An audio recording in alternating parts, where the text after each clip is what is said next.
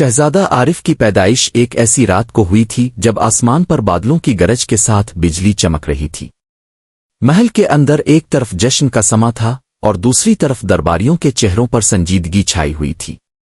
नजूमियों का कहना था कि ये बच्चा अपनी तकदीर खुद लिखेगा, ऐसी तकदीर जो तो सल्तनत को बुलंदियों पर ले जाएगी या खुद आरिफ को जमीन की मिट्टी में मिला देगी। आरिफ बचपन से ही मुख्तलिफ था। इसकी आंखों में तजस्सुस था, दिल में सवाल और तबीयत में सुकून। वो दरबारी तालीम हासिल करता मगर रात को महल के पीछे मौजूद पुराने दरख्तों के साए में बैठकर चांद को तकता रहता। कभी कभी उसके दिल में आती कि ये तख्त, ये तलवार, ये ताज सब कुछ आर्जी है, लेकिन वो सोच को झटक देता क्योंकि वो शहजादा था। शहजादों को सोचने का नहीं, फैसले करने का सिखाया जाता है। बादशाह नासिर अल-दीन सख्त मगर इंसाफ पसंद हुक्मरान था। इसने सल्तनत को दुश्मनों से बचाया, निजाम मजबूत किया और रियाया को अमन दिया।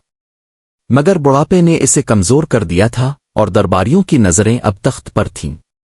सब जानते थे कि बादशाह का वारिस आरिफ ही है, मगर कुछ चेहरे ऐसे थे जो नहीं चाहते थे कि एक हसास दिल रखने वाला नौजवान बादशाह बने। उन्हें ऐसी कठपुतली चाहिए थी जो उनके इशारों पर चले। आरिफ को ये सब खबर थी मगर वो खामोश रहा। वो चाहता था कि इसका वक्त आए तो वो अपने अमल से जवाब दे, ना कि ज़बान से।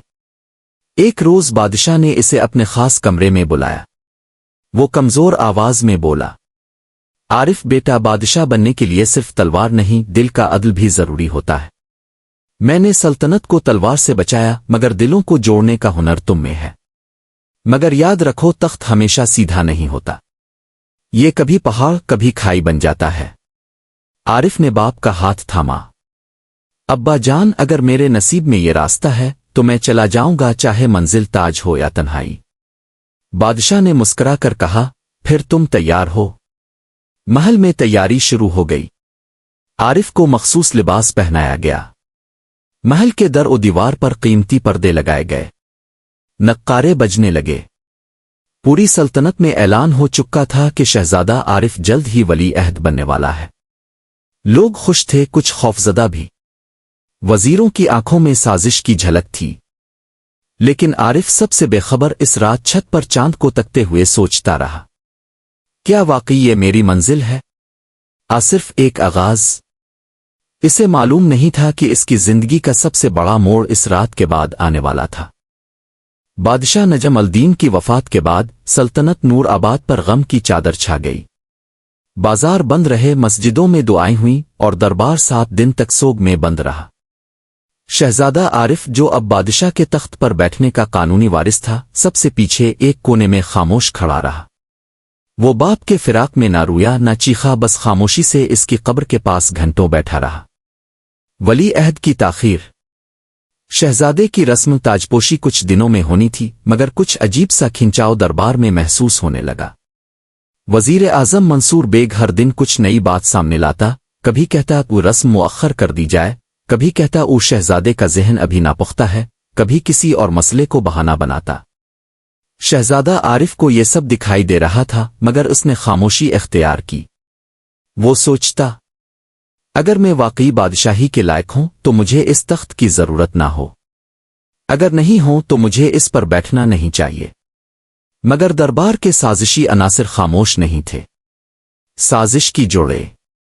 मंसूर बेग ने खुफिया तौर पर कुछ दरबारियों, जर्नलों और खुजिंचियों से मुलाकातें कीं।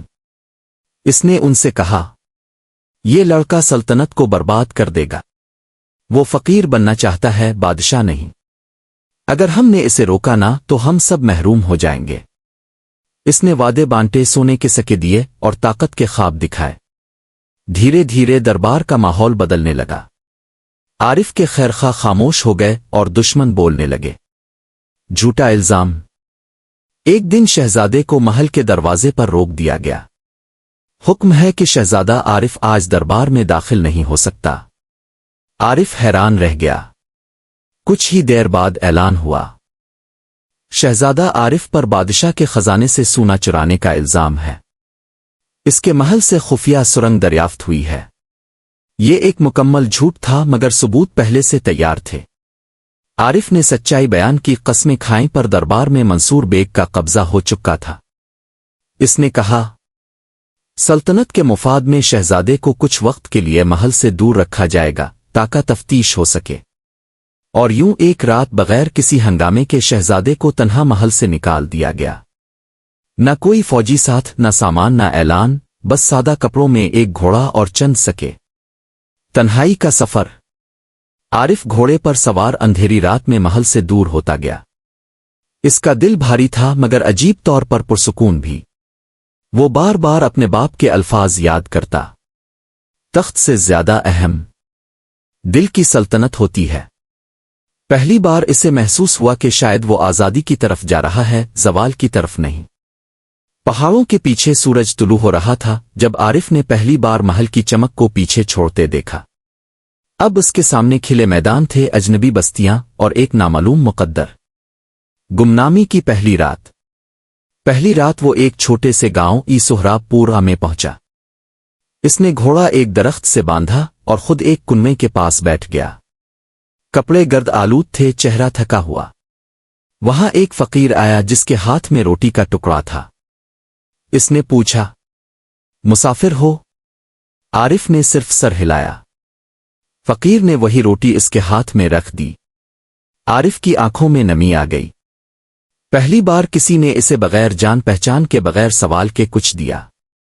इस रात आरिफ ने आसमान की तरफ देखकर कहा, अल्लाह, अगर ये तेरी तरफ से है तो मुझे दुखा कि मैं कौन हूं और मुझे क्या बनना है। सोहराबपुर की सादा बस्ती में वो रात शहजादा आरिफ के लिए एक नए सफर की शुरुआत थी। जो जिंदगी कल तक मखमली बिस्तर, चांदी के प्याले और हजारों खादमों के दरमियान गुजरती थी, आज वही जिंदगी कुनवे के पास फटे लिबास और एक रोटी के टुकड़े में सिमट आई थी। लेकिन इस कमी में एक अजीब सा सुकून था। शोर नहीं था, चालाकी नहीं थी और ना ही किसी के चेहरों पर निकाब थे। लोग सीधे थे, सच्चे थे और जीने के लिए बस एक दूसरे के सहारे काफी थे। नए दिन, नई शनाख्त। सुबह जब आरिफ आंख खिली तो उसने अपने इर्द गिर्द बच्चों को खेलते, औरतों को पानी भरते और किसानों को खेतों की तरफ जाते देखा। एक दिन पहले इसके जिस्म में तकब्बुर का लम्स बाकी था मगर अब वो लम्हा लम्हा इसे झाड़ रहा था। वो उठा और बस्ती में खामोशी से घूमने लगा। लोग इसे अजनबी नजरों से देखते मगर कोई कुछ ना पूछता। इसने एक बड़ई की दुकान पर जाकर कहा, मैं काम ढूंढ रहा हूं, कुछ मदद कर सकता हूं? बड़ई ने इसे ऊपर से नीचे तक देखा। हाथ नर्म लगते हैं, शहजादे जैसे। आरिफ थोड़ा चौंका मगर फौरन मुस्करा कर बोला, अब मैं बस काम करना चाहता हूं, लक़ब नहीं चाहिए।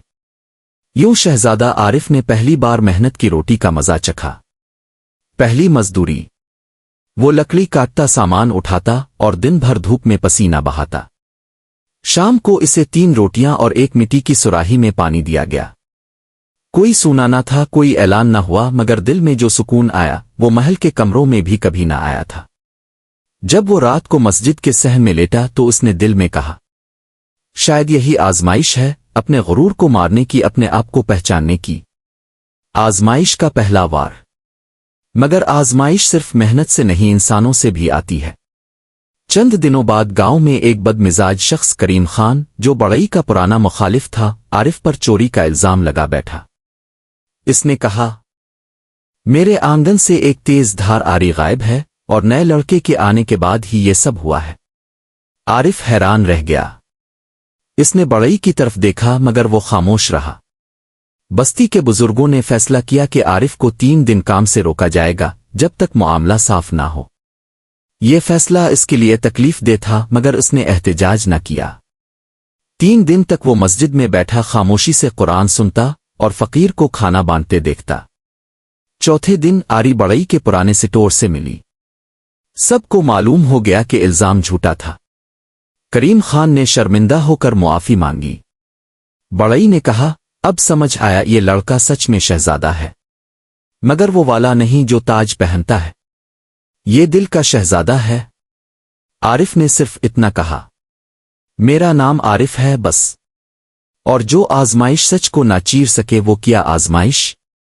सबक जो दिल में उतर गया। इसी शाम एक फकीर सफेद चादर में लिपटा हुआ आरिफ के पास आया।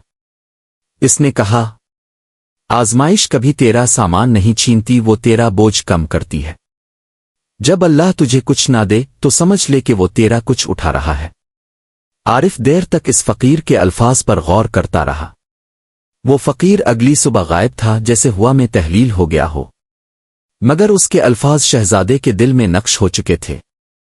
بستی سے آگے کچھ ہفتے گزرے۔